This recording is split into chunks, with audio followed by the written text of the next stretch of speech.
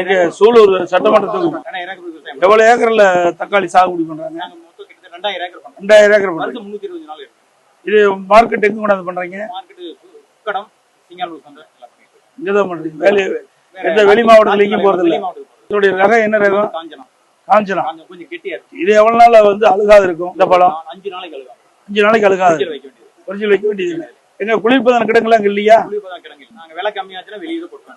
மைய பகுதி தான் இருக்குது. சூலூர் சட்டமன்ற தொகுதியில மைய பகுதியில அதிகமா விளைச்சல் ஆகக்கூடிய மைய பகுதி எது? சுல்தான்பேட்டை. அங்க ஒரு குளிர்பதன கிடங்கு வச்சா அங்க இருக்கிற விவசாயிகள், இந்த தக்காளி சாகுபடி செய்யற விவசாயிகள் விளைவீட்டு வந்து பாதுகாக்கலாம். கூட குளிர்பதன கிடங்கு வச்சா இன்னும் ஒரு வாரத்துக்கு இந்த தக்காளி அழுகாம இருக்கும். அப்ப வந்து கொஞ்சம் விலை ஏறும்போது விற்பனை செய்யலாம். மற்ற பயிர்களுக்கு காப்பீடு இருக்கு, தக்காளி காப்பீடு காப்பீடு. மழை பெஞ்சா தக்காளி அப்படியே உழவு வேற வழி கொடுக்கணும். மனு வாங்கி பாத்தீங்க. இப்போ ஒரு கிலோ என்ன விலைக்கு விற்குது? 20 ரூபாய்க்கு விற்குது. ஒரு கிலோ 20 ரூபாய்க்கு விற்குது. ஒரு ஏக்கர்ல ஒரு ஆண்டுக்கு தக்காளியுடைய விளைச்சல் எவ்வளவு இருக்கும்? ஒரு ஆண்டு வர 3 மாசத்துக்கு தக்காளி 3 மாசத்துக்கு விளைச்சல் இருக்கும். வந்து 40 பெட்டி, இந்த மாதிரி 40 பெட்டி.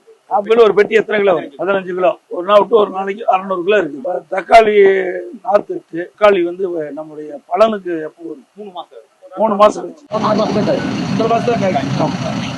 ஒரு நாத்து நெட்டு இங்கே வர 10 ரூபா நாத்துக்கு ரேட். சரி.